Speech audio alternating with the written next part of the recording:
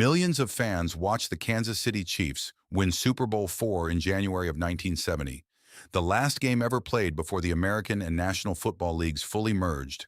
An upset so complete, it validated an entire rival league in a single afternoon. Then the Chiefs didn't return to a conference championship game for 25 years. The men who built that single shining moment carried it for the rest of their lives, for better and, in at least one case, for something far worse than anyone could have imagined at the time. A gambling scandal that broke days before kickoff, a murder-suicide that erased a Hall of Fame case for over 4 decades. This is where the Kansas City Chiefs Super Bowl IV champions really ended up. One is the quarterback who walked into a locker room the week of the biggest game of his life, carrying an accusation that had nothing to do with football at all. Len Dawson led Kansas City to a 23-7 upset of the heavily favored Minnesota Vikings in Super Bowl IV, throwing for 142 yards and a touchdown to earn game MVP honors after the Chiefs had been made 13-point underdogs, having lost twice to Oakland that same season before beating the Jets, Raiders, and Vikings in 3 straight weeks to claim the title. Born in Alliance, Ohio in 1935, Dawson starred at Purdue before a disappointing start with the Pittsburgh Steelers and Cleveland Browns, spent mostly on the bench, nearly ended his career, until Kansas City head coach Hank Stram gave him the starting job that eventually made him a Hall of Famer. Days before Super Bowl IV, NBC News reported that Dawson's name had surfaced in a federal gambling investigation after agents in Detroit arrested a man named Donald Dawson, carrying $400,000 in cash, gambling records, and a notebook containing Len's phone number, details Dawson later explained had come from years of the man calling him about unrelated personal matters, including his own father's death. Facing reporters directly in a tense press conference, Dawson read a prepared statement acknowledging the investigation and denying any wrongdoing, and Stram physically stepped between his quarterback and the assembled media to shut down further questioning. Dawson was fully cleared within days, having done nothing wrong, and went out that Sunday and beat Minnesota anyway, delivering one of the most complete quarterback performances in Super Bowl history under circumstances no modern quarterback controversy has ever quite matched. He spent more than 3 decades afterward as a beloved sports broadcaster in Kansas City, calling Chiefs games on radio from 1985 until 2017 and working as sports director at a local television station. Len Dawson died on August 24, 2022, with his wife Linda at his side at age 87, and hundreds of fans wearing his number 16 jersey packed his memorial service at Country Club Christian Church. Dawson silenced a gambling scandal by walking onto the biggest stage in football and simply winning anyway. Len Dawson spent the rest of his life as beloved in Kansas City retirement as he'd ever been feared on a football field. The accusation that nearly overshadowed his greatest game reduced to a footnote by the time he was gone. 2 is the receiver whose single touchdown catch sealed the biggest upset in Super Bowl history and whose final years were stolen by 2 diseases that erased the very memories of the moment that made him a legend. Otis Taylor hauled in a 46-yard touchdown pass from Len Dawson in the 3rd quarter of Super Bowl IV, bulldozing through a Minnesota defender and high-stepping into the end zone to put away Kansas City's upset win and cement one of the most replayed individual plays in the franchise's history.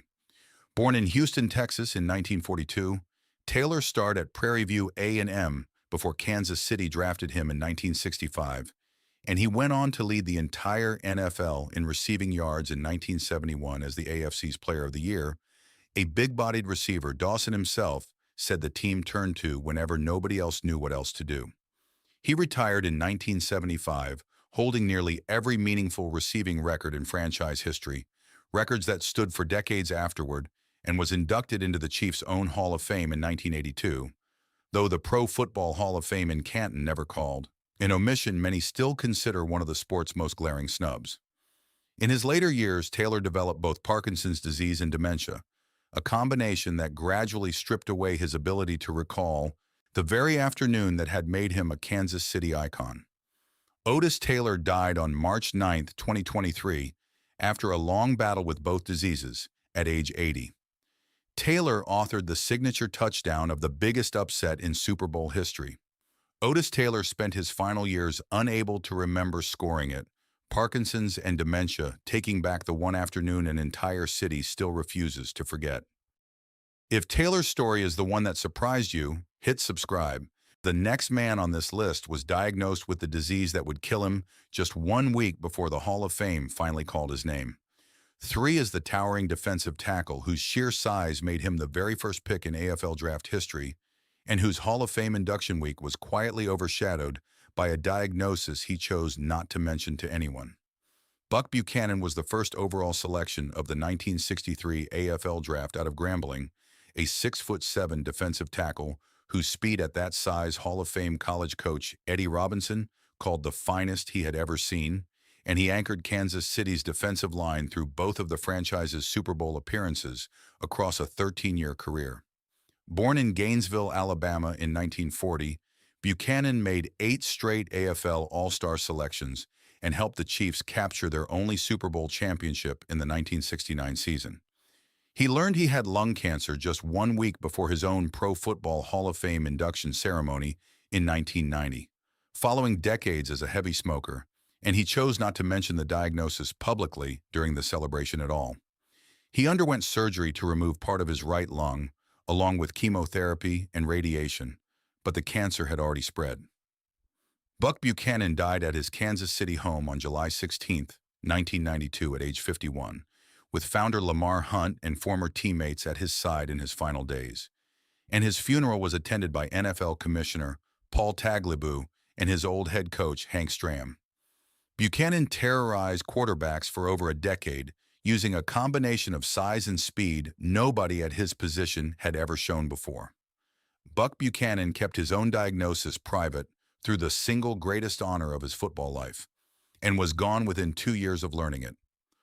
4 is the middle linebacker so ferociously effective that his own equipment manager had to modify his helmet, not to protect him, but to protect the players he was hitting. Willie Lanier became the first African-American player to start at middle linebacker in professional football history, anchoring Kansas City's defense for 11 seasons and earning the nickname Contact for a tackling style so violent in his rookie season that teammates said it bordered on reckless. Born in Clover, Virginia in 1945, Lanier starred at Morgan State before Kansas City made him a second-round pick in 1967, and after suffering several early concussions from leading with his head on nearly every tackle, the team's equipment staff fitted his helmet with extra external padding, a piece of equipment now displayed in the Pro Football Hall of Fame, specifically because it was designed to cushion the men he hit rather than himself. He was named NFL Man of the Year in 1972 for his community service off the field, made 6 Pro Bowls, and was elected to the Hall of Fame in 1986. He is alive today, in his early 80s, one of the rare members of this championship roster whose post-football life has stayed almost entirely free of the health crises that define so many of his teammates. Contact Lanier hit opposing ball carriers with a force so extreme the league had to physically modify his own equipment to soften it. Willie Lanier is still here today, a pioneer at his position who somehow survived his own playing style well enough to still be telling the story of that padded helmet himself. If you've made it this far and you're ready for the hardest story on this list, hit subscribe. The next man on this roster is the reason the Pro Football Hall of Fame had to rewrite its own rules about what a career actually means. 5 is the offensive tackle who protected Len Dawson through the greatest upset in Super Bowl history, and whose final act, decades after he last played a down, nearly erased his entire legacy before science offered even a partial explanation. Jim Tyrer anchored Kansas City's offensive line for 13 seasons, starting all 180 of his team's games and appearing in 194 total across his career, earning 9 Pro Bowl selections and a spot on the All-AFL team of the 1960s, and helping shut down Minnesota's feared defensive front in Super Bowl IV. Born in Newark, Ohio in 1939, Tyrer starred at Ohio State before Kansas City selected him in the 3rd round of the AFL draft in 1961, and by the time he retired after a final season with Washington in 1974, he was widely considered a virtual lock for first-ballot Hall of Fame induction, with several sports writers over the following decades calling him the single most notable absence from Canton's roster of any player of his caliber. After football, his life quietly began to unravel. The Chiefs offered him a scouting position he turned down, he sold his house, and rumors circulated that he had begun selling his wife's fur coats to make ends meet, all while a growing depression and increasingly erratic behavior went largely unaddressed by anyone around him.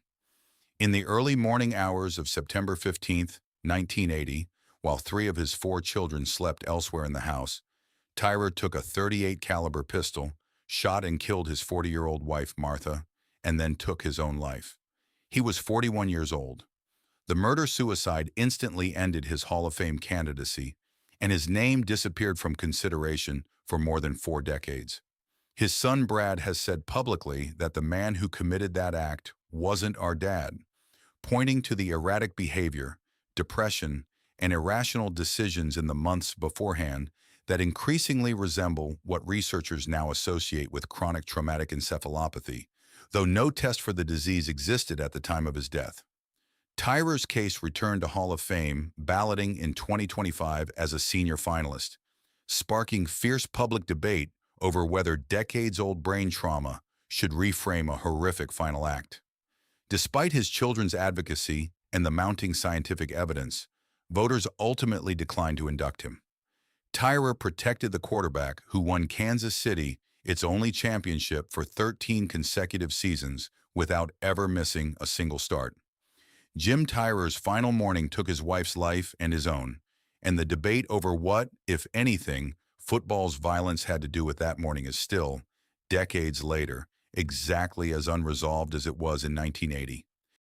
Six is the head coach who built this entire championship roster from a struggling AFL expansion franchise, and who was there, in some form, for nearly every ending on this list. Hank Stram coached the Chiefs for 15 seasons, winning 3 AFL championships and Super Bowl IV, becoming the winningest coach in AFL history and the architect of offensive innovations, including the moving pocket, that are still used across the league today. Born in Chicago in 1923, Stram had been passed over by both Oklahoma's Bud Wilkinson and a young Tom Landry before Chiefs founder Lamar Hunt took a chance on him in 1960, a gamble Hunt later called one of the best decisions of his life.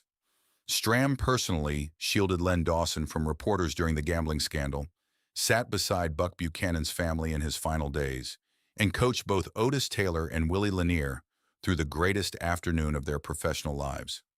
He left Kansas City in 1975, coached 2 seasons with the New Orleans Saints, and built a second celebrated career as a broadcaster known for his enthusiastic sideline commentary style.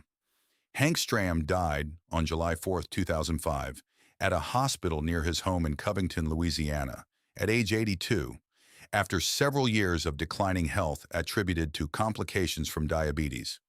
Stram built a championship organization out of a franchise nobody else wanted to coach. Hank Stram spent his entire life standing beside nearly every man on this list at their highest and lowest moments, and by the time he passed, he had outlived some of them and buried the ones who never got the chance to explain what happened to them at all.